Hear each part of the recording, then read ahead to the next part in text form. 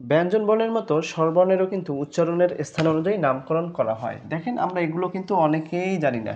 একটু 2 মিনিট যদি দেখেন, কণ্ঠ তালব্য হচ্ছে অ আ, তালব্য বর্ণ হচ্ছে ই উ, ই রস্বই দীর্ঘ আর কি।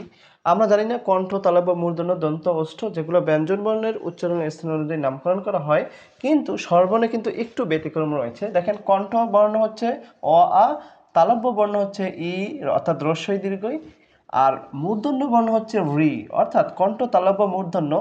সেটাকে একটু সিরিয়াল কিন্তু পরিবর্তন করে দিচ্ছে। দেখেন রিটা হলো মূর্ধন্য কিন্তু ওষ্ঠ উ উ উ উ, যেহেতু আমাদের ঠোঁটটা কি করতে হয়, একটু সম্মুখে মানে উন্মুক্ত করতে হয়, উ উ উ, তার মানে ব্যাপারটা হচ্ছে ওষ্ঠ বর্ণ হচ্ছে উ অর্থাৎ হ্রস্ব দীর্ঘ।